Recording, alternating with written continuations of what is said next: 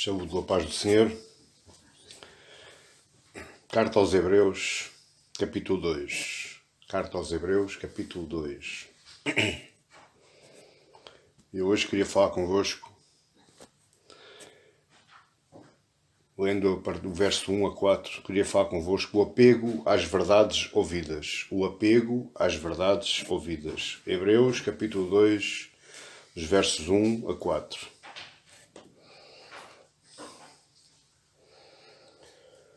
Por esta razão, importa que nos apeguemos com mais firmeza às verdades ouvidas, para que delas jamais nos desviemos.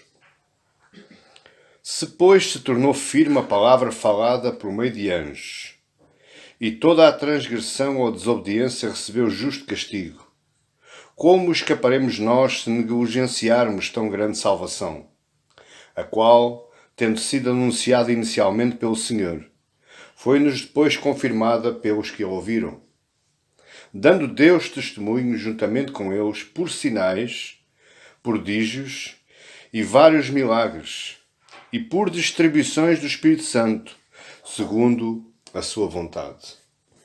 O Senhor Santo Espírito ilumine os nossos corações. Abre, Senhor, o nosso coração.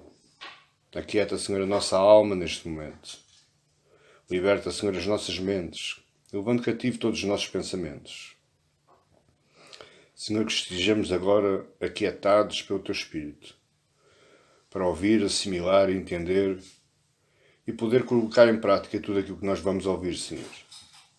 Que o abrir dos meus lábios e o meditar do meu coração sejam, meu Pai, agradáveis na Tua presença, meu Deus, meu Rei, meu Senhor, para a honra e para a Tua glória. Amém.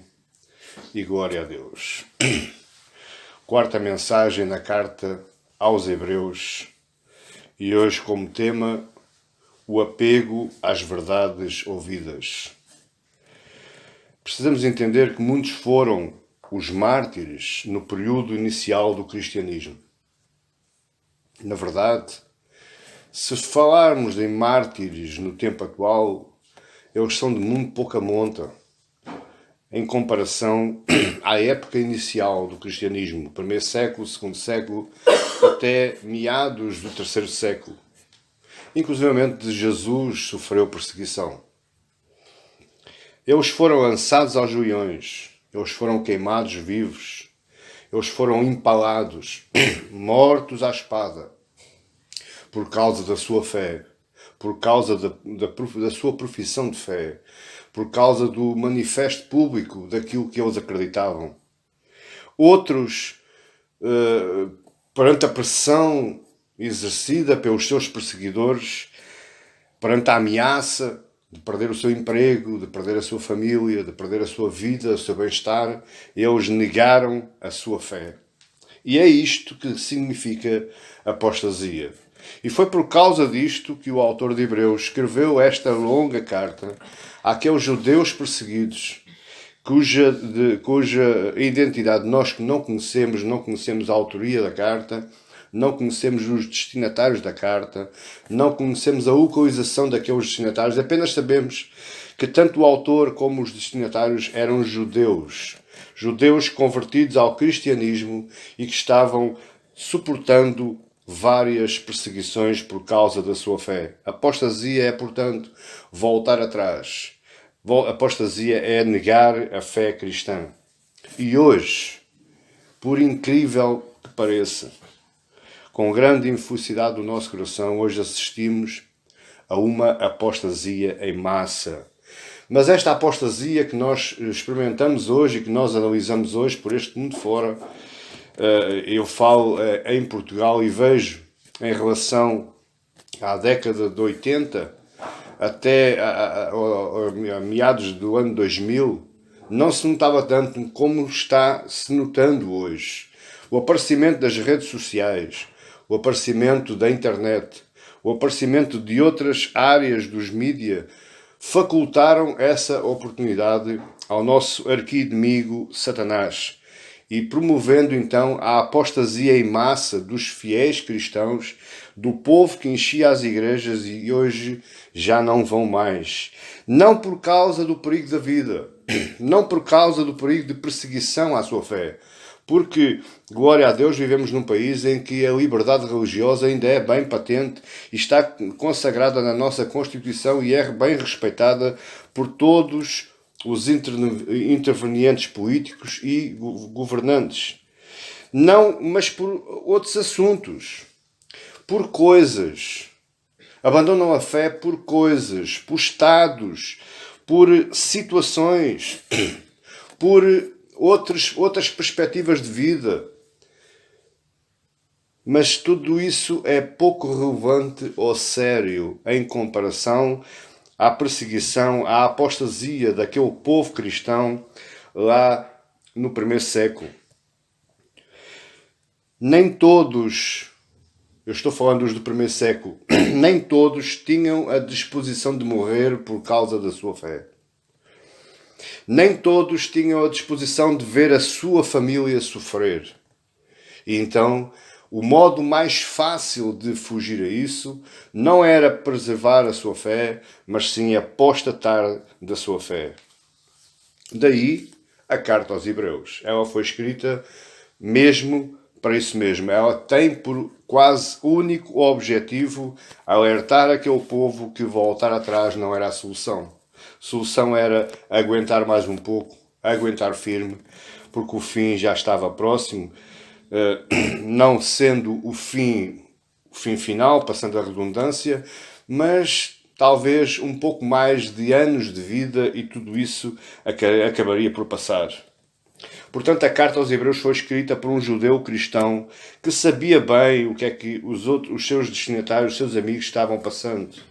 Ele era desconhecido para a maioria das pessoas do primeiro século em diante.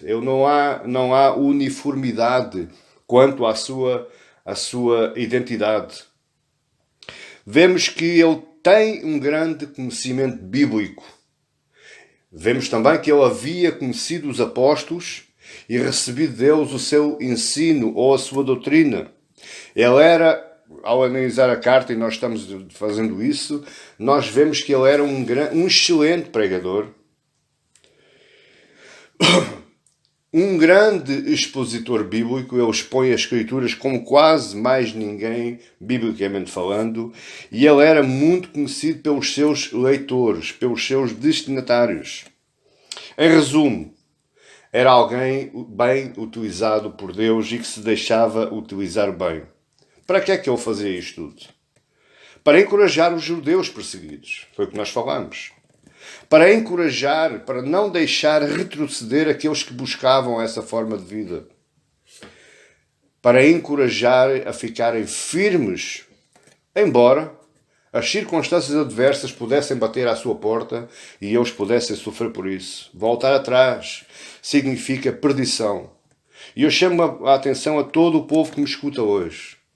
Voltar atrás, não só naquela altura significava perdição, mas hoje continua significando o mesmo. Voltar atrás é deixar o caminho da ponte e precipitar-se no caminho do abismo, pela falésia abaixo, pela montanha abaixo.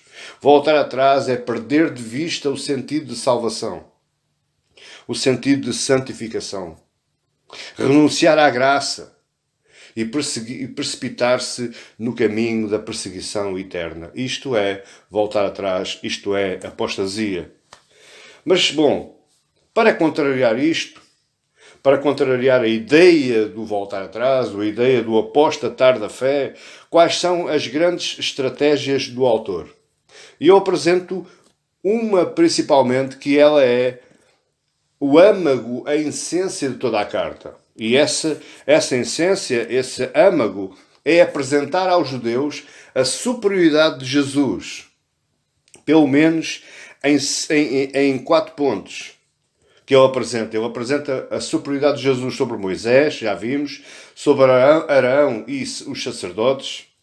Ele apresenta a superioridade de Jesus sobre os sacrifícios da lei e do templo, sobre a lei de Moisés, que era muito importante para aquele povo judeu, E ele diz, Jesus é superior à lei, Jesus é muito melhor que a lei, e ele também apresenta Jesus superior aos anjos, que também desempenhavam um papel bastante importante naquela época e estava bem patente na civilização religiosa daquela época. Portanto, voltar à velha religião era redegrir e abandonar a revelação final de Deus. E nós vimos isso no capítulo 1, dos versos 1 ao 4. Voltar à religião antiga, voltar ao judaísmo, era redegrir e abandonar aquela que é chamada a revelação final de Deus na pessoa de Jesus Cristo. No nosso verso 1, o autor começa por esta razão. Qual razão? Por a razão de voltarem atrás, por a razão de Jesus ser superior a Moisés, a Arão, aos sacerdotes, aos sacrifícios, à lei, aos anjos. Por esta razão, tudo o que estava atrás dito, apeguem-se, verso 1 ainda, apeguem-se às verdades, a essas verdades que vos anunciei. Quais verdades? Tudo aquilo que está para trás. Tudo aquilo que compõe o capítulo 1 da carta aos Hebreus. Por essa razão, todas essas razões que eu vos dei, apeguem-se às verdades que vos anunciei e retirem da vossa mente o desejo de apostatar da vossa fé, de voltar atrás. Estas verdades, porém, não eram novidade para o povo judeu. Estas verdades também não são da autoria do autor da carta, porque ele diz que as recebeu dos apóstolos. Diz aí no verso 3, no final do verso 3, foi-nos depois confirmada pelos aqueles que a ouviram. De quem é que o autor está se referindo? Dos apóstolos, dos 12 apóstolos, mais Paulo. Porém, só ouvir a palavra, e esse é um erro grave do povo evangélico hoje. Porque o povo diz-me para mim, pastor, eu não preciso de ir à igreja porque eu basta-me estar sentado em frente a um computador, sentado em frente a uma Smart TV e eu ouço a palavra. Mas o autor de Hebreus diz que só ouvir, embora seja bastante importante, não salva ninguém. Era preciso apegar-se. Era preciso agarrar com unhas e dentes firmemente a essas verdades, vivê-las, praticá-las, para poder progredir na sua santificação, como diz já Paulo em Filipenses. Desenvolvei a vossa salvação, desenvolvei a vossa santificação. Como é que eu faço? Ouvindo e praticando. Tiago nos informa lá na sua carta, Tiago 1:21 diz assim: portanto, despojando-vos de toda a impureza e acúmulo de maldade, acolhei, apegai-vos com mansidão a palavra em vós implantada, a qual é poderosa para salvar a vossa alma. Tornai-vos, pois, olhe bem agora, tornai-vos, pois, praticantes da palavra e não somente ouvintes, enganando-vos a vós mesmos. Quem ouve e não pratica está-se a enganar. Não vale a pena, e ao longo deste sermão nós vamos falar muito sobre isso. Não vale a pena você dizer que assiste a cultos, que assiste a pregações, se depois não faz uso, não aplica à sua vida essas mesmas pregações, essas mesmas palavras que você tem ouvido. Verso 23 ainda de Tiago 1. Porque se alguém é ouvinte da palavra e não praticante, assemelha-se ao homem que contempla num espelho o seu rosto natural. Pois a si mesmo se contempla e se retira, para logo se esquecer de como era a sua aparência. Mas aquele que considera atentamente na lei perfeita, a lei da liberdade, e nela persevera, não sendo ouvinte negligente, mas operoso praticante, esse será bem-aventurado no que realizar. Ser ouvinte da palavra é a mesma coisa que eu faço quando vou ao meu espelho desfazer a minha barba. Eu, enquanto estou à frente do espelho, eu estou-me lembrando da minha cara, porque eu estou vendo a minha cara. Mas assim que eu me afasto do meu espelho, facilmente eu esqueço todos os contornos da minha fisionomia, porque eu já não estou em frente ao espelho. Contrariamente é praticar a palavra. Praticar a palavra é eu colocar-me à frente do espelho. Ouvir a palavra é eu colocar-me à frente do espelho. Praticar a palavra é eu levar o espelho comigo. E então estou permanentemente vendo a minha fisionomia espelhada naquele pedaço de vidro. Isso é ouvir a palavra, isso é praticar a palavra, isso é apegar-se às verdades ouvidas. O dicionário diz que apegar significa afeiçoar, valer-se ou aferrar-se. Esta última expressão vem da ideia da união de dois metais através de uma solda. Você nunca viu um soldador soldar dois pedaços de metal? Eu junto os dois pedaços de metal, eu passo a solda e a partir daí ela já não se parte. Então, apegar a isso é juntar-se a si a palavra de Deus, soldá-la pela prática e viver assim a palavra de Deus, fazer parte de si as verdades ouvidas. Tudo isso é feito através ou com as mãos da fé. Ora, sem fé é impossível agradar a Deus. Como é que eu agrado a Deus? Só indo à igreja? Só assistindo o pastor através do Facebook, através das redes sociais, através da internet? Não. É tudo isso, mas praticando. Se eu praticar, se eu me apegar às verdades que eu ouço, eu estou agradando a Deus. E isto eu estou fazendo-o pela fé. Mas a pergunta é, a que é que nos devemos apegar? Em primeiro lugar, eu devo me apegar a Jesus, que é o Filho de Deus, que é o nosso Senhor e Salvador. Porquê? Porque Ele morreu na cruz pela culpa do meu pecado. Ele ressuscitou ao terceiro dia para que eu, com Ele, possa ter sido vivificado. Eu devo me apegar porque Ele é o caminho, a verdade e a vida. E Ele é também o autor e consumador da minha salvação, da minha santificação. Sem santificação, ninguém verá a Deus. Meu querido e minha querida que me ouve, deixe que este amigo que está falando lhe diga algo. Você só se consegue santificar se você se apegar à palavra. Você só se consegue santificar se você ouvir e praticar a palavra. Se você é somente um ouvinte, facilmente, rapidamente, você vai esquecer tudo aquilo que você ouviu e a sua salvação já era. A sua santificação foi-se. Varreu-se como a palha seca se varre ao vento. Eu tenho um exemplo, quando era mais miúdo, que ajudava a minha avó na apanha da azeitona, e a azeitona vinha misturada com folhas da oliveira e com raminhos, fruto do varejamento do fruto da azeitona, do fruto da oliveira. Então era necessário separar o bago, a fruta, a azeitona, separar a azeitona desse lixo, das folhas, dos raminhos, das areias. Como é que se fazia isso? Fazia-se atirando com balde todo aquele conjunto, folhas, ramos e azeitonas, atirávamos contra um pano, mas tinha que ter vento. Para quê? Para que o vento levasse todo esse lixo e ficava só o fruto. Apegar-se à verdade que nós ouvimos é isso. É nós deixarmos que o vento do Espírito Santo sopre em nós e leve todo o lixo, leve toda a folha, todo o raminho, toda a areia e fica só o fruto. O fruto do Espírito Santo, fruto de santificação, fruto de salvação. Esta é as verdades que nos devemos apegar. E isto devemos fazê-lo independentemente das circunstâncias em que nós estamos vivendo atualmente.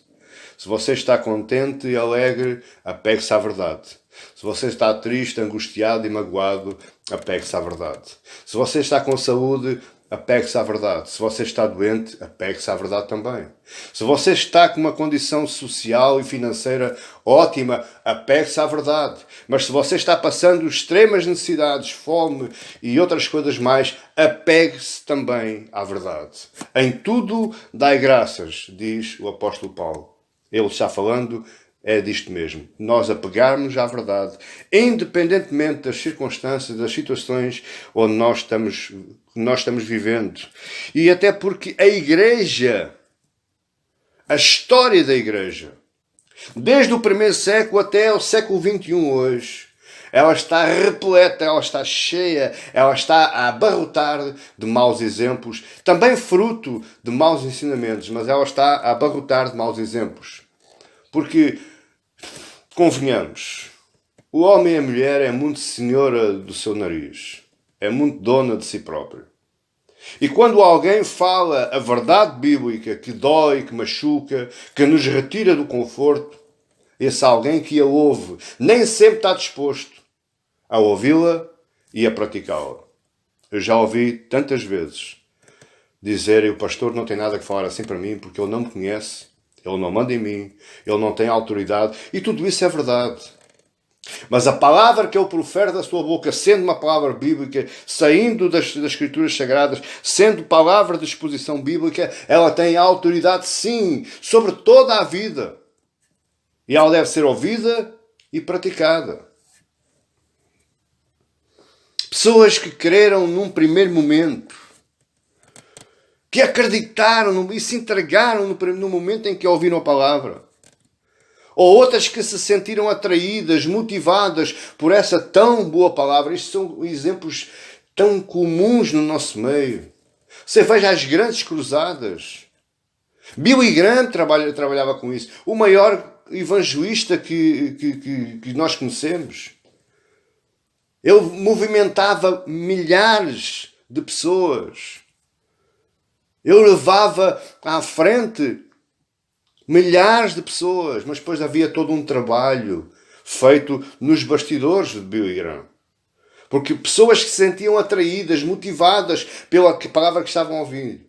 Mas se essa palavra não for acompanhada por alguém, se não houver um acompanhamento pessoal, um acompanhamento face a face, tete a tete, essa pessoa vai se perder. Porque a motivação, o entusiasmo perde-se. Se a pessoa não for bem plantada e bem regada, se essa terra não for bem tratada. Pessoas que frequentaram a igreja. Pessoas que se declararam cristãs. Pessoas que tomaram parte na ceia do Senhor. Pessoas que foram batizadas pelas águas. Mas por que razões diversas abandonaram as verdades aprendidas. A história da igreja, e hoje principalmente, obreiros, pastores, presbíteros, diáconos, famílias de obreiros se desintegraram, perderam o seu interesse, deixaram de observar o espelho onde está espelhado, onde reflete a glória eterna e santa de Jesus. Por isso Jesus apresenta uma parábola lá em Lucas 8, verso 5. Eis que o semeador saiu a semear. E ao semear, uma parte caiu à beira do caminho, foi pisada e as aves do céu a comeram.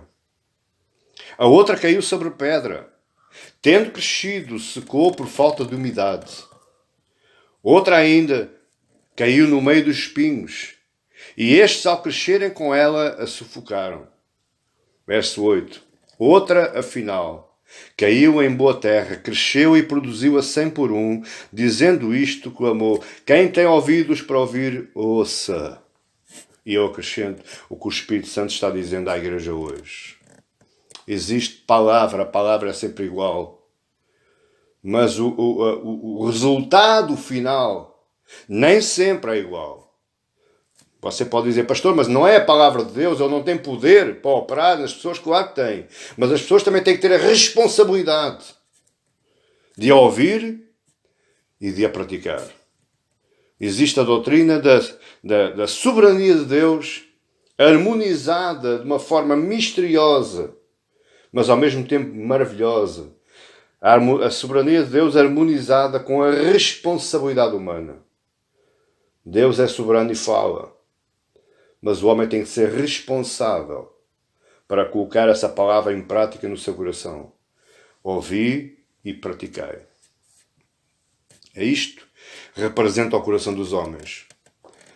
Há corações que representam o caminho, há corações que representam as pedras, outros os espinhos, mas existem ainda, graças a Deus, glória a Deus por isso, corações férteis, ou como terra fértil, que rapidamente assimilam essa palavra, assimilam essa semente e como estão tão férteis, germinam logo e dão frutos.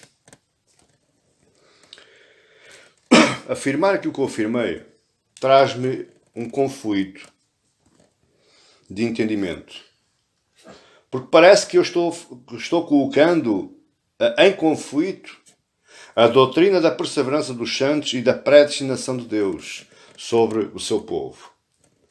Mas, na verdade, tanto a doutrina da perseverança dos santos e a predestinação de Deus, a eleição de Deus, com aquilo que eu estou dizendo, a fraqueza ou a falência do coração humano, continua harmonizando. Porque eu falei, a soberania de Deus harmonizada com a responsabilidade humana.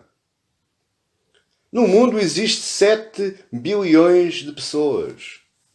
Cristãos, estima-se que só haja 2 bilhões. Ou seja, existem 5 bilhões de pessoas em acréscimo. Mas ninguém me esclarece ou ninguém me leva a crer que essas 5 bilhões de pessoas que estão fora do cristianismo que não tenham já ouvido a palavra de Deus. Elas já ouviram a palavra de Deus, só que umas não a aceitaram, outras aceitaram e renunciaram, outras aceitaram, mas como estavam imotivadas, estavam extasiadas pelo poder da palavra naquele momento, mas depois quando acordaram viram que realmente não era bem assim e se afastaram, e existem os tais 2 bilhões que são aquela semente que caiu em boa terra.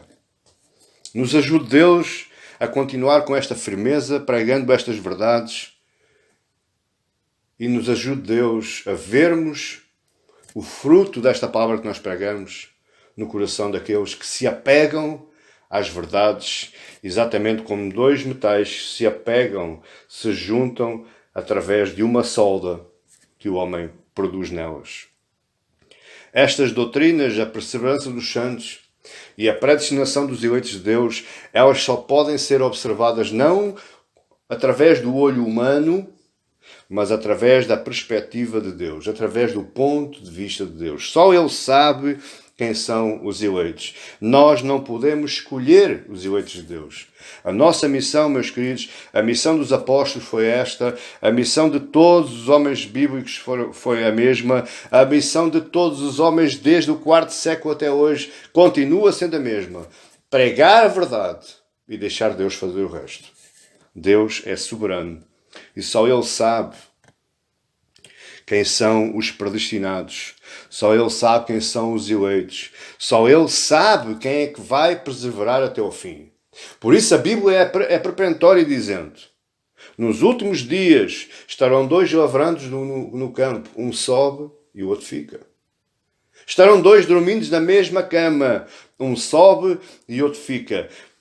Pastor, esses 2 que estavam dormindo na mesma cama não ouviram a mesma palavra, ouviram, mas a soberania de Deus é superior a isso tudo. Ele sabe quem são os predestinados, Ele sabe quem vai subir e sabe quem vai ficar. Mas nós que nada sabemos, e o próprio Jesus diz, o dia e a hora ninguém sabe, nem o Filho, somente o Pai. Nós que nada sabemos, a única coisa que devemos é nos apegar às verdades ouvidas, nos apegar às verdades que estamos ouvindo e que ainda iremos ouvir. Para quê? Para nos livrarmos da apostasia. Para que não fraquejemos na nossa fé. Porque a palavra de Deus, ou melhor, a fé que Deus nos semeia no nosso coração, ela só é alimentada e só é regada através da palavra que nós ouvimos. Se não houver palavra, não há fé. Fé não é nada de homem. Não é porque eu quero ter fé. Aliás, eu já expliquei que existe dois tipos de fé. Existe a fé objetiva e a fé subjetiva. A fé subjetiva é aquela fé que eu recebo, como diz lá em Efésios 1,13, porque ouviste, creste, por isso foste selados. Selados com o quê? Com o selo do Espírito. Ao ser selado com o selo do Espírito, eu recebo um grão de fé. Uma semente de fé é aquela semente que caiu no meu coração em terra fértil. Essa fé subjetiva ela vai crescendo, ela vai germinando, ela irá dar fruto através de quê? Da água, da palavra que eu for ouvindo. Mas existe também a fé objetiva. Essa é uma fé também dada por Deus, porque Ele realiza o meu querer e o meu realizar. Ele tem na sua mão o meu querer e o meu realizar. Ele me impulsiona para querer e para realizar, fazer obra. Essa fé objetiva, ela adquire-se, ela vai crescendo, ela vai se transformando à medida que eu vou meditando, vou lendo, vou estudando, vou aprendendo e vou ouvindo. Portanto, fé subjetiva, fé objetiva são dois tipos de fé diferentes, mas que resultam da mesma coisa. Elas são provenientes de Deus, mas são alimentadas por Deus de formas diferentes. Uma através do Espírito Santo, na altura da minha conversão, e a outra através do Espírito Santo também, mas mediante o meu querer e o meu realizar com o auxílio do Espírito Santo. Agora eu queria que você entendesse uma coisa. A apostasia não é nada que esteja tão longe de você como você pensa. A apostasia, o abandonar a fé, o voltar atrás, o volte-face, o baixar os braços, o desânimo, ela pode bater à porta de qualquer um. Voltar atrás, abandonar o Evangelho, pode acontecer a qualquer um. Independentemente do grau de espiritualidade, independentemente do grau de conhecimento, independentemente da afinidade, da proximidade com a igreja e com a liderança da igreja, ela pode acontecer, pode bater à porta de qualquer um. Qualquer um pode cair nesse buraco. Filho de crente, filho de pastor, marido de crente, esposa de crente, aqueles que nasceram dentro da igreja, aqueles que cresceram ouvindo a palavra dentro da igreja, pastores, obreiros, todos nós estamos sujeitos, por causa das fraquezas da nossa vida e por causa das circunstâncias adversas que muitas vezes nos são colocadas à frente dos nossos olhos para que nós vivamos no nosso dia-a-dia. Por causa disso, nós podemos abandonar a nossa fé. Eu conheço tanta gente. Eu perdi tantos amigos para a apostasia. Eles ouviram a palavra. Eles ouviam a palavra. Eles foram bem ensinados. Mas por uma razão ou outra, o coração deles foi manchado, foi maculado e eles abandonaram. Eu conheço famílias em que a palavra é pregada, mas uns ouvem, outros não. Uns praticam, outros não. O que você acha que isso vai acontecer no final? No último dia? Meu Pai. É claro que isto não é generalizado. Existem muitos que se arrependem e retornam ao caminho. Glória a Deus por isso. E Deus dá-nos sempre essa oportunidade. Eu próprio, eu andei 12 anos afastado. E Deus trouxe-me ao caminho. Foi Ele que me trouxe ao caminho. Eu não vou contar aqui novamente o testemunho. Já contei muitas vezes, mas foi Ele que me trouxe ao caminho. Foi Ele que me arrancou desses 12 anos de escuridão. Deus dá essa oportunidade. Mas esta é uma verdade bíblica que nós não podemos ocultar nem mascarar. A apostasia bate à porta de qualquer um. Seja lá qual for o seu grau de intervenção na igreja e nos cultos, você pode apostatar da fé. A família não nos iliba e não nos isenta dessa atitude, seja filho de pastor, seja esposa de pastor, seja lá o que for.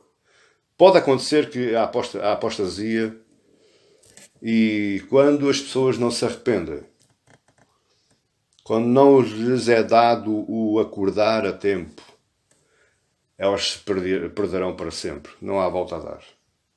Não há volta a dar. A Bíblia nos informa que muitas vezes a paciência de Deus tem limites. A paciência de Deus tem prazo de validade. Oh, meu querido, se nós formos estudar a história do Antigo Testamento, vermos homens, filhos de sacerdote, os filhos de Eli, Ofni e Finéias, só o facto de tocarem na Arca da Aliança para que ela não caísse do carro de bois, eles foram fulminados com o fogo de Deus. E tantos outros que nós lemos, que foram fulminados e eram sacerdotes. Eram aprendizes sacerdotes.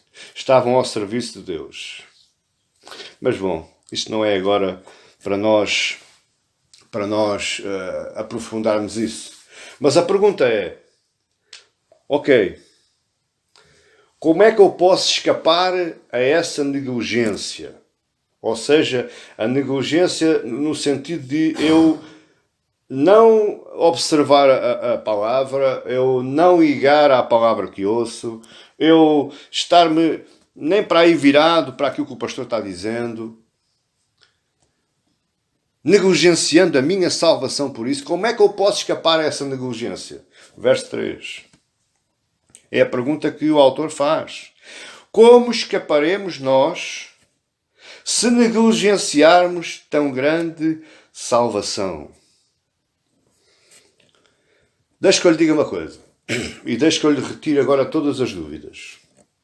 As obras da carne, as obras que o homem por si mesmo produz, a sua inteligência, o seu grau de intelectualidade, seja doutor, seja inculto, a sua moralidade ou a sua ideia de moralidade face ao mundo presente, face às pessoas que o rodeiam, o seu trabalho, tudo isso não salva ninguém. Você pode ser, desculpa a expressão que eu lhe vou dizer, você pode ser um pobre-tanas, um miserável pedinte na esquina de uma rua, que isso não interfere com a sua salvação. Se Deus o quiser salvar, pois você vai ser salvo. Eu estou aqui cansado de dizer que o maior criminoso de todos os tempos, ele tem direito à salvação, se assim ele crer no Filho de Deus, Jesus Cristo. Jesus, ao ser crucificado, ele foi crucificado com 2 bandidos, 2 salteadores, 2 assassinos. Um perdeu-se para sempre e o outro, o Senhor Jesus, lhe disse, ainda hoje estarás comigo no paraíso. É possível qualquer pessoa, seja lá qual for a sua condição física, a sua condição social, a sua condição moral, a sua condição cultural, é possível a salvação. Mas também é possível se perder a salvação, embora tenha isso tudo que os outros, que o mundo dá valor. Aliás, a maior parte dos perdidos hoje são pessoas com uma moralidade razoável e boa, são pessoas cultas, são pessoas com trabalhos relativamente apetecíveis, mas elas se perdem, porque nas obras não traz salvação. O que traz salvação é fé, e o que alimenta a nossa fé é a palavra. Absolutamente nada ou ninguém o pode livrar da ira futura. Pastores, líderes, irmãos mais crescidos na fé, não pensem, porque vocês estão ocupando cargos na igreja, estão fazendo algo para a obra, não pensem que vocês estão isentos de um dia poderem ser chamados. Porque muitas vezes nós trabalhamos para a obra, pensamos que estamos fazendo bem e só estamos fazendo asneira. Se não estiver alimentado, se não estiver baseado nas Escrituras, nós estamos fazendo asneira. Não é o facto de se chamar um lugar igreja e esse lugar convergir em pessoas para ouvirem alguém falar, não nos dá o estatuto de salvos. Porque salvação é somente através das verdades ouvidas. E as verdades só podem ser produzidas através da revelação final de Deus, que é a sua Escritura, é a sua Bíblia. Foi isso que Ele veio trazer através de Jesus Cristo ao mundo. Apenas Jesus e apenas o Filho de Deus pode nos livrar dessa ira futura. Ele é a forma, é o meio de placagem. Por outras palavras, para você entender, de um lado está Deus Pai com todo o furor da sua ira, da sua cólera, da sua santa e justa ira.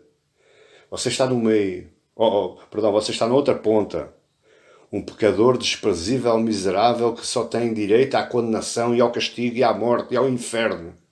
E no meio está Cristo, banhado com o seu sangue justificador. E quando Deus Pai, com toda a sua ira, a sua justa ira, tenta olhar para o pecador, mas encontra o seu filho no meio, com o seu sangue vertido, ele só vê o sangue do seu filho. Ele só vê o sangue justificador e não mais o pecador. É por causa disso que nós podemos ser salvos. É por causa da mediação entre Deus e os homens. É por causa dessa placagem. Jesus nos protege hermeticamente com o seu sangue. Apenas isso. Nada que você possa fazer, nada que você possa dizer, nada que você possa promover poderá lhe dar a salvação. Deixe-me caminhar para o final e eu vou-lhe apresentar 2 pontos acerca da argumentação do autor por causa deste apego às verdades ouvidas, que é o modo de não negligenciarmos esta tão grande salvação que Deus promoveu aos homens e não promoveu aos anjos. Os anjos caíram, uma terça parte dos anjos, e foram diretamente enviados para o inferno. O homem caiu, andou no mundo à sua maneira e à sua vontade, mas Deus deu-lhe uma oportunidade, através do sangue de Cristo, para serem perdoados e retornarem ao caminho. O homem foi agraciado com uma segunda oportunidade. Agora entenda uma coisa. Olha, pode não existir terceira oportunidade. Pode não existir terceira oportunidade.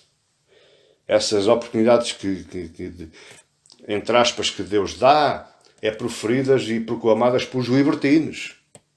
E na época do autor de Hebreus, na época de Hebreus, existia já libertinos. Aliás, os saduceus, homens do templo, eles proclamavam uma religião libertina, um evangelho libertino. Ou seja, vive aqui, goza a vida aqui, porque quando morres acabou. Portanto, vai vivendo, vai tendo prazer na vida. Olha, filho, se pecaste não há problema nenhum, Deus Pai, está lá em 1 João, Deus é fiel e justo e perdoa a quem Ele se chega. Mas será que isso tem alguma verdade? Você perdoa a quem o massacra com maldade todos os dias da mesma forma? Você é capaz de perdoar isso? Você perdoa uma vez. É capaz de, à segunda vez, dar um desconto. Mas você um dia vai fechar a porta. Um dia você vai fechar a mala, vai fechar o saco. Você vai dizer, não vale a pena. Porque ele está sempre a fazer a mesma coisa. Você acha que com Deus é diferente? Pense nisto. 2 pontos que eu queria falar convosco acerca desta diligência da salvação. O primeiro é que quem rejeitou a salvação no passado, ou seja, antes de Cristo, ele foi condenado. Mas entenda uma coisa. Muito mais agora, hoje nós somos condenados. Porque nós temos conhecimento de uma verdade que eles não tiveram. É certo que você vai me dizer, mas eu nunca vi a Cristo. Mas também Jesus diz, mais bem-aventurado é aquele que crê e não vê, do que aquele que vê e não crê, ou que crê.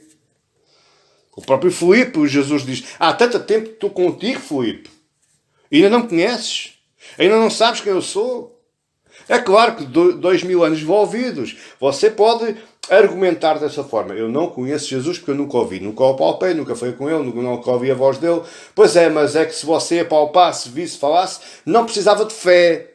E é por causa disso que você precisa de fé. E essa fé só vem através da palavra, da verdade, que você tem que ouvir todos os dias e a toda a hora e cultivar e regar com mais palavra.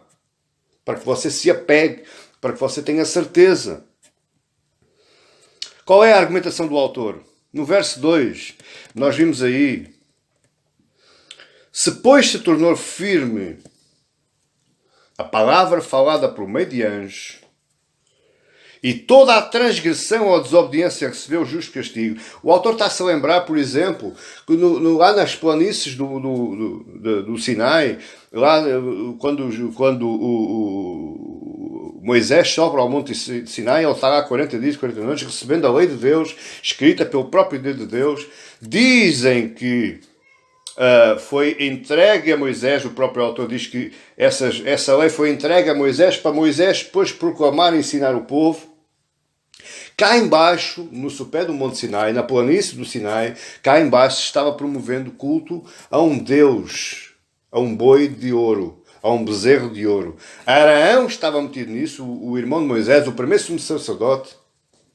Todos os grandes príncipes da nação de Israel estavam colocados nisso. E o que aconteceu? Deus diz: Moisés, vai para baixo, porque o povo se perdeu. O povo está idolatrando. Diz a Bíblia, quando Moisés chegou abaixo e viu aquele espetáculo, ele pegou nas duas tábuas e as partiu, a ponto de ter que subir outra vez para Deus lhe dar novas tábuas, nova lei escrita. Mas Moisés se irritou porque o povo Moisés estava lá em cima no monte recebendo a lei, e o povo cá em baixo estava dizendo: Moisés não vem, já é muito tempo. Moisés com 80 e poucos anos, já lá em cima, 40 dias e 40 dias. Não, aquele Deus não interessa. O nosso Deus é o bezerro de ouro, porque eram as mesmas coisas que nós tínhamos já no Egito. A Bíblia diz que o povo foi castigado. Mais de metade do povo não entrou na terra prometida, nem iniciou a peregrinação do deserto. O povo que entrou, para que você perceba, o povo que entrou na terra de Canaã, na terra prometida, nenhum deles foi aquele que saiu do Egito, à exceção de dois: Caleb e Josué. Nem Moisés entrou. Por causa de quê? Da desobediência. Há muita gente que minimiza a desobediência. Há muita gente que não dá valor nenhum à desobediência. Meus queridos, eu tenho medo. Eu tenho pavor à desobediência. Porque pela Bíblia, eu sei o que é que me pode acontecer. Porque pela desobediência entrou o pecado no mundo. Pela desobediência, Adão e Eva perderam o estatuto. Pela desobediência, o diabo começou operando como príncipe deste mundo. Pela desobediência, homens e mulheres morrem hoje. Padecem hoje. Adoecem hoje. São perseguidos hoje. Pela desobediência existem guerras. E agora a pergunta que eu lhe faço: o que é que você pensa que é esta pandemia do Covid-19 ou do SARS-CoV-2, como quiser chamar? É fruto da desobediência do homem. É castigo de Deus. Aqueles que não morrem do Covid têm que fazer uma pergunta: porquê é que eu não morri? Porquê é que eu escapei? Como diz lá em Apocalipse, a trombeta está soando. Arrependei-vos enquanto é tempo. Arrependei-vos de quê? Da desobediência. Agora, se a pessoa morreu do Covid, o que é que você acha que foi? Castigo de Deus. Aquela pessoa bebeu a taça de Deus. Bebeu a taça da ira de Deus. Você também pode dizer, mas há pastores, há líderes, há irmãos que estão morrendo de Covid. Eu não vou pronunciar sobre isso, porque eu não sou Deus. E eu dou muito valor e muita ênfase e muita glória à soberania de Deus. Se Ele está fazendo isso assim, há uma razão Ele tem. Está nos projetos, está nos planos dele, com certeza. Não tenho dúvidas nenhumas. Como é que o povo recebeu o castigo? Eu já expliquei quase tudo. Mas deixe-me só dizer aquilo que eu escrevi. 40 anos no deserto, vivendo com praga sobre praga. Deus abriu a terra e engoliu os rebeldes, lá que eles estavam fazendo o culto ao bezerro de ouro.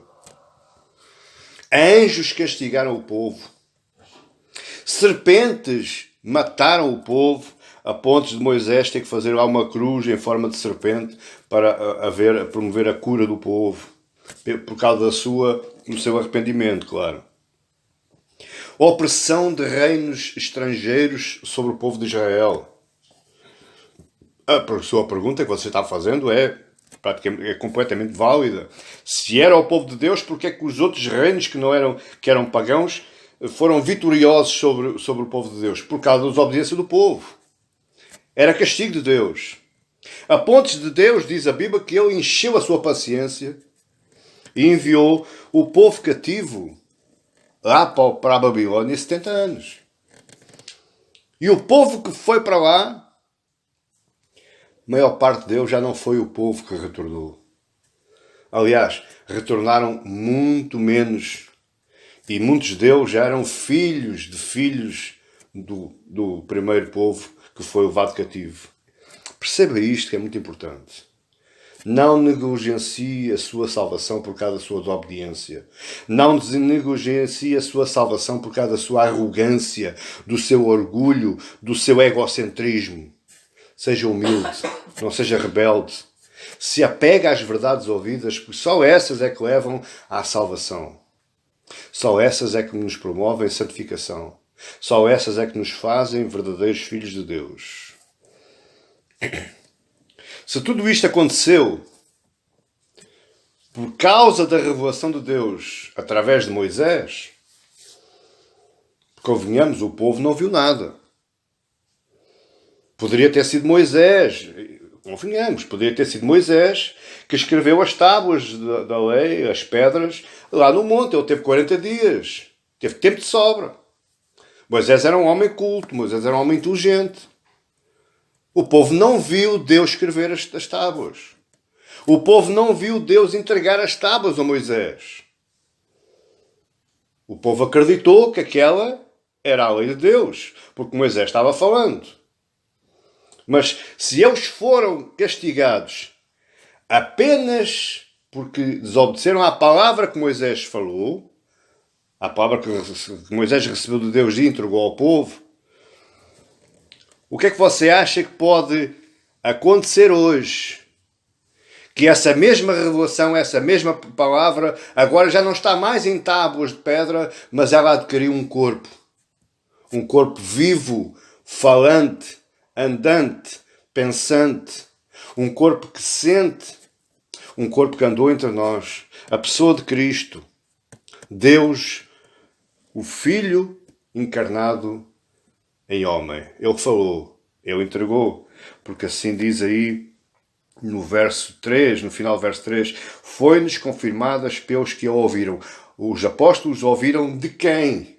Não de tábuas de pedra que falavam, não de rochas que tinham lábios, mas eles ouviram a mesma revelação de Deus, a mesma que lá está lá no Antigo Testamento, eles a ouviram, mas agora da boca do Filho homem. O Deus homem que andou entre nós. Se aconteceu assim no passado, imagino o que é que pode acontecer hoje. Porque no passado, deixe-me só fazer aqui um parênteses, para você entender. No passado, os homens rejeitaram uma palavra que vinha de pai para filho, de homem para homem, de família para família. A lei de Deus veio assim, através de profetas. E Deus se irou quando o povo se desobedeceu. Mas agora, não é a era do amor, como muita gente fala. Existe graça, sim, mas também existiu graça lá atrás. Agora é a era da graça e da justiça. Imagina o que é agora Deus olhar para si e você despreza a palavra, não aquela que foi entregue lá atrás, através de 2 tábuas de pedra, mas esta agora que foi entregue diretamente pela boca do próprio Filho. Deus diz assim, tu não acreditas na minha palavra e ainda por cima estás renegrindo, estás manchando a imagem do meu Filho. É caso para dizer, se ofender o seu filho, como é que você fica? Fica cão. Fica furibundo, como dizem lá os brasileiros. Você fica sem norte. Até lhe sobe o azeite às goelas, como dizem lá na minha terra. Até você tem a coragem, e nós temos a coragem de desobedecer e denegrir a imagem do Filho de Deus, Cristo Jesus? Não iremos ter nós mais base de castigo do que o povo lá atrás, que não viu nem conheceu, só tinha uma esperança daquilo que ainda iria vir. Nós temos esperança daquilo que já veio e aquilo que tornará a vir. É muito diferente, meus queridos. Ser cristão nos acresce uma outra responsabilidade que não estava sobre o povo do Antigo Testamento.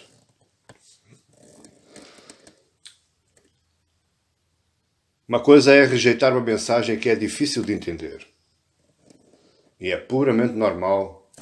E até que lhe seja explicado e bem explicado, existem pessoas que é difícil entender certos tipos de mensagem. Eu próprio. Existem palavras da Bíblia, frases da Bíblia, textos da Bíblia que eu tenho que ler e reler, ler e reler. E muitas vezes tenho que ir ver outros pastores, tenho que ir ver outros comentários para poder entender. Mas uma coisa é rejeitar uma mensagem que eu não entendi. A outra coisa é entendê-la claramente. Vê-la com clareza. E negar a sua aceitação. Isso é grave. Isso é muito grave. Aos olhos de Deus, claro. Não me importa nada que você não aceite nada que eu digo. Mas você pense uma coisa comigo. Você não está a rejeitar nada que aquilo que o pastor João está dizendo. Você está a rejeitar aquilo que Deus está dizendo. Quem tem ouvidos, que ouça o que o Espírito diz às igrejas. Até porque aquela velha máxima, aquela frase, aquele dito bem português, a quem muito se lhe dá, muito se lhe é pedido. Se você recebe palavra, o que você tem que disponibilizar em retorno é a obediência a essa palavra. Se você não recebe palavra, você não está chamado a obedecer a nada.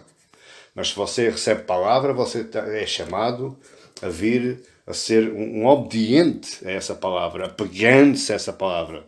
Mas em segundo lugar, a argumentação do autor é que a salvação foi confirmada de maneira irrefutável e inequívoca. Foi de uma forma que ninguém consegue, e até porque a ciência ainda hoje não conseguiu provar que Jesus Cristo não existiu. Aliás, quanto mais andamos, mais ela se confirma. A Bíblia, ainda ninguém conseguiu queimá-la definitivamente e dizer este livro é um conto de histórias, é um conto de fadas, é uma fábula. Não, antes pelo contrário. A Bíblia é a base até do Código Penal e do Código Civil que nós nos regemos hoje. A Bíblia é a base das cartas de Constituição das maiores democracias hoje. O autor afirma, olha bem como é que ele afirma, verso 3.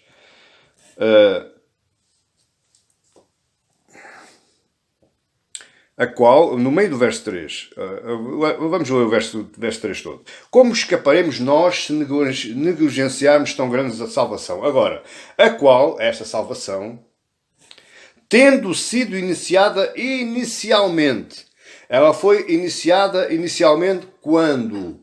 Lá atrás, no Antigo Testamento, através de Moisés. Ela já tinha sido anunciada também a Abraão. Abraão recebeu o Evangelho. Até o próprio Adão recebeu o Evangelho, mas bom, vamos trazer isto mais para junto de nós. Abraão e depois Moisés, eles receberam essa palavra de salvação. E se você ler a lei de Deus, não se deem em casamento com filhas de pagãos, não comam comidas de pagãos, não frequentem sítios de pagãos, não se ajuntem com pagãos. Ou seja, isolem-se, sejam um povo puro. Isso é salvação. É Deus chamando um povo à salvação. Portanto, isso foi lá inicialmente. Agora, portanto, anunciado inicialmente pelo Senhor, foi-nos depois, essa mesma salvação, foi-nos depois confirmada pelos que a ouviram. Pelos apóstolos. E de quem é que os apóstolos receberam a palavra? Já disse, da boca do Senhor Jesus. Não foi de pedras da lei, não foi do Monte Sinai a tremer e cheio de fogo, não foi de o acontecimento extraordinário e cósmico, não, foi através da boca do próprio Jesus, a boca do próprio Filho de Deus. Os apóstolos receberam diretamente palavra falada, audível. Os apóstolos comeram palavra. Os apóstolos apalparam palavra. E eles depois a pregaram, diz aí o final do verso 3. Foi-nos depois confirmada aqui traz a ideia de pregação. Eles pregaram essa palavra. E eles não só pregaram, eles também a registaram. Por isso é que temos o Novo Testamento. Foi o registro da palavra que foi falada por Jesus. Eles a registraram em páginas. E você tem hoje o privilégio de ter aí na mão. Ou livro de papel, ou aplicação eletrónica, mas é o registro daquilo que os apóstolos ouviram e que depois a pregaram. Nós estamos continuando a receber a revelação de Deus através das pregações, através das verdades faladas que vocês estão ouvindo. Então apeguem-se a essa verdade. Não sejam desobedientes, não sejam presunçosos, não sejam orgulhosos. Amém, igreja? Existe algo muito maior ainda que isto. Veja, Deus é maravilhoso. Deus retira dúvidas de onde há dúvida. Deus não é um Deus que cria dúvida. Ele traz a sua palavra, a sua revelação através do seu Filho. O seu Filho a ensina aos apóstolos. Os apóstolos recebem-na, ensinam-na, pregam-na, registram-na. Mas os apóstolos têm um trunfo na mão. Os apóstolos diriam assim: aquilo que nós estamos falando não é nosso, é de Deus. Qual era a prova que eles estavam falando algo de Deus? Está aí no verso 4. Dando Deus testemunho, ou seja, provando, juntamente com eles, com os apóstolos, provando o quê? O que eles estavam falando. Olha agora, por sinais, prodígios, vários milagres, e por distribuições do Espírito Santo segundo a sua vontade, a vontade de Deus. Então, Deus testemunhou a sua própria palavra juntamente com os apóstolos. Com o quê? Com sinais. Com produtos visíveis que o povo pudesse ver, apalpar e sentir. Prodígios, milagres, com o Espírito Santo. Veja aí algo muito importante, uma palavrinha tão pequenininha que você não dá por ela, aí no verso 4. Diz assim: dando Deus testemunho juntamente com eles por sinais. Ou seja, isto nos traz a ideia que as ações miraculosas de Deus, os milagres de Deus, não é porque eu tenho um dom de cura. Não é porque eu tenho um dom disto ou um dom daquilo, não. As ações miraculosas de Deus, os sinais de Deus, as maravilhas e os prodígios acompanham, precedem a pregação do Evangelho. Sem palavra não existe milagre. Sem palavra não existe milagre. E a maior prova disso é que nos 4 Evangelhos nós vemos Jesus falar e operar milagres. Salvo erro, se não me falha a memória, apenas 3 milagres não foram operados. Mas mesmo assim, se formos olhar bem assim, bem, eles foram operados através da palavra. Porque Jesus pregou. Não deu um grande discurso, mas fez algumas perguntas, as pessoas a sentiram. Isso é pregação do Evangelho. Isso é aceitação da verdade que está sendo ouvida. Isso é apego à verdade. Coisa que você deve dar valor. Não se desapegue da verdade. Independentemente daquilo que vai acontecer ou por causa daquilo que vai acontecer. O testemunho do próprio Deus autenticando a sua palavra. Como quem diz assim: aqueles que estão falando vêm da minha parte. Como assim, ó Deus? Porque eu opero milagres a seguir ou confirmando a palavra que eles falam. Agora a pergunta é: porquê é que o Deus operou mais milagres naquela época do que opera agora? Porque é que estes milagres da Bíblia, estas coisas extraordinárias, não acontecem hoje com tanta relatividade ou com tanta assiduidade? Porque estes milagres da Bíblia, meus queridos, eu agora vou-lhes tirar o tapete de baixo dos pés, desculpem lá. Desculpem-me, perdoem, mas eu tenho que falar para alguns pastores miraculosos que andam por aí, promovendo milagres a torto e direito.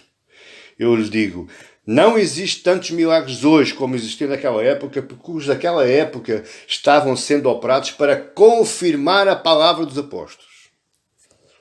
Era para que os apóstolos fossem identificados por Deus e autorizados por Deus, creditados por Deus. Se você reparar nas cartas de Paulo e no livro de Atos, fala-se muito pouco de milagres operados por Paulo. Aliás, ele até diz que ele evitou de batizar pessoas. Não quer dizer que ele não tivesse batizado, mas ele não dava qualquer importância a isso. Milagres operados por Paulo, conta-se muito poucos. Porquê? Porque ele não dava muita importância a isso. Porque ele sabia que a palavra que ele pregava, se fosse necessário, ela era confirmada por Deus por sinais. Portanto, ele não estava dependente dos seus dons pessoais. Os dons de cura, os dons de milagres, os dons de ressuscitar. Ele não estava dependente de nada disso. O que ele estava dependente era da palavra que ele estava recebendo de Deus. E que se ela não estivesse não produzindo algum efeito, Deus a comprovaria por sinais, prodígios e maravilhas. Esse trabalho era um trabalho ordenado e autorizado pelo próprio Deus. Deus estava com os apóstolos e dava prova disso. Eles ressuscitavam mortos, eles curavam enfermos, curavam aleijados, cegos e mudos. Entenda bem uma coisa. Deus pode responder hoje às nossas orações e responde. Se for da vontade de Deus eu impor as minhas mãos e orar para que esse alguém for curado e ele for curado, é vontade de Deus, não é vontade de homem. Se não for com vontade de Deus, eu posso estar 1 ano a orar para essa pessoa que ela nunca vai ser curada. Porque é a vontade de Deus. Diz aí, segundo a sua vontade, final do verso 4. Está tudo dito, meu querido. Está mais claro que isto, não há. Os milagres, os sinais, os prodígios, a distribuição do Espírito Santo era segundo a sua vontade, a vontade de Deus. Portanto, não é a vontade do homem. O homem pode fazer o que quiser. Subir ao monte às 4, subir ao monte às 2, subir ao monte às 3, voltar, sair da cama e ajoelhar. Fazer o que quiser 30 por uma linha, porque nada disso vai interferir nos projetos de Deus. Isso é segundo a sua vontade.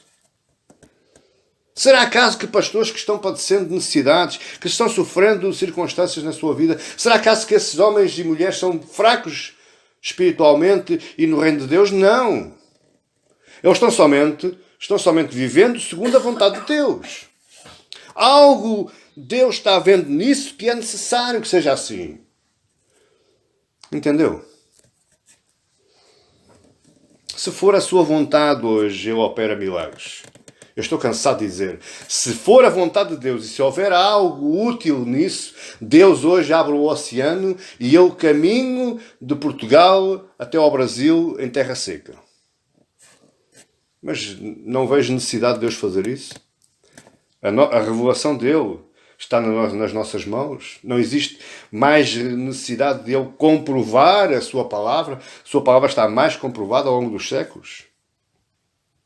Com os apóstolos foi diferente porque havia que fundamentar, eles eram o fundamento da Igreja de Cristo. Então havia necessidade de chamar a atenção aos ouvintes para que olhassem para aqueles homens como sendo enviados do próprio Deus aqui nesta terra. A pergunta continua. Se negligenciarmos esta salvação, tão grande salvação, como é que nós escaparemos? E eu respondo, biblicamente falando, de forma nenhuma. De maneira nenhuma. Se você negligenciar, você vai sofrer aquilo que você mesmo colheu ou plantou. Você vai comer a sua própria opção. Se você se apegar à verdade ouvida, você está fundamentando a sua fé, está progredindo na sua santificação. Um dia você vai ver a Deus. Se você não quiser ouvir, se você não quiser se apegar, se você quiser ser orgulhoso e teimoso, fazer somente a sua vontade, pois é a sua vontade que vai vingar. O próprio Jesus disse aos seus discípulos: eu não venho condenar ninguém, eu não venho julgar ninguém, porque as vossas próprias palavras e atitudes vos condenam. Portanto, automaticamente, pelas minhas ações, pelas minhas atitudes, pelas minhas escolhas, eu me condeno ou não. Vale a pena nós nos apegarmos. É melhor ficar firme, apegado ao Evangelho, apesar das circunstâncias. Está doendo, deixe de doer. Tem vontade de chorar, choro. Mas não se desapegue do Evangelho, por razão nenhuma. Nem pelo seu filho, nem para a sua esposa, nem para o seu esposo, nem para o seu amigo, nem para o seu trabalho, por razão nenhuma.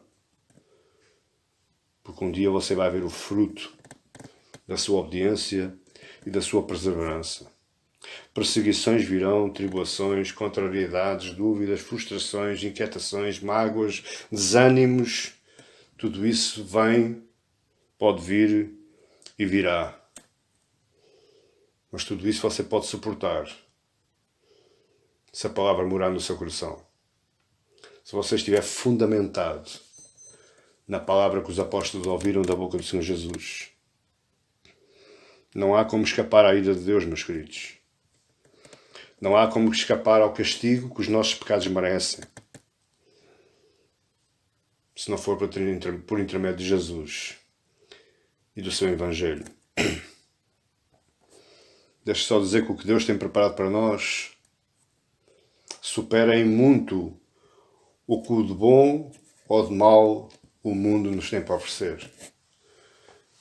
Aquilo que Deus tem preparado para nós está muito acima de tristezas, doenças, perseguições e inquietações. Mas também está muito acima de o bem-estar económico, social, psicológico. Está muito acima. Vale a pena. Vale a pena sofrer mais um pouco.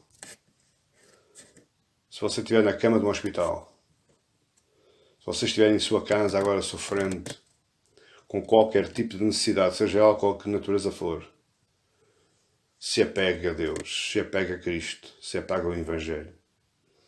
Não destrua aquilo que você já construiu. Você já começou a deitar pedra sobre pedra, construindo um fundamento cristão na sua vida. Não pegue na marreta, não pegue no martelo, não destrua. Se anime, faça como estes cristãos judeus que ouviram este homem, e muitos deles hoje estão salvos, e nós os iremos ver e ouvir os seus testemunhos. Faça dessa forma, não desanime. É por essa razão que nós devemos perseverar no Evangelho, na Palavra de Deus, no Filho de Deus. É a nossa visão, ou melhor dizendo, é a nossa cosmovisão das coisas espirituais. O que me espera quando os meus dias terminarem nesta terra? É isso que eu tenho que pensar. É isso que eu tenho que viver. Mas eu posso saber o que é que me espera. Nada me vai surpreender, porque o próprio Jesus me trouxe a revelação. Eu sei aquilo que me vai esperar, sendo obediente à palavra, e eu sei aquilo que me esperará se eu for desobediente à palavra. Deus não está aqui mascarando nada. Deus não está escondendo nada. Deus colocou tudo em aberto, como diz lá em Deuteronômio 30:15. Eis que convoco os céus e a terra com a minha testemunha contra vós, em como vos coloquei à vossa frente o bem e o mal, a vida e a morte. O que é que nós vamos escolher, queridos? A vida ou a morte? O bem ou o mal? O mundo ou o Evangelho? Que Deus nos ajude no meio desta dor. Que Deus nos ajude no meio do sofrimento. Que Deus nos ajude no meio da provação, no meio da tentação. Saiba e creia que o diabo vai fazer de tudo para que você se perca. O diabo vai fazer de tudo para que você abandone a sua fé, para que você pratique a apostasia na sua vida. Ele vai fazer tudo, de tudo. Mas você só vencerá apenas quando se apegar com firmeza às verdades que vocês têm ouvido. Quando vocês se apegarem com firmeza às verdades que vocês ouviram hoje. Que Deus nos ajude, meus queridos. Que Deus vos abençoe neste início de semana com esta palavra. Eu fico-me por aqui hoje. Mas nós voltaremos a nos reunir, voltaremos a falar mais neste assunto, se Deus permitir, na próxima mensagem sobre esta carta. Que muito nos tem para ensinar e muito nos tem para fortalecer e para nos manter nesta fé que é tão difícil de manter, mas é tão necessária, tão boa, tão bela. Amém? Que Deus os abençoe em nome de Jesus, meus queridos. E até uma próxima.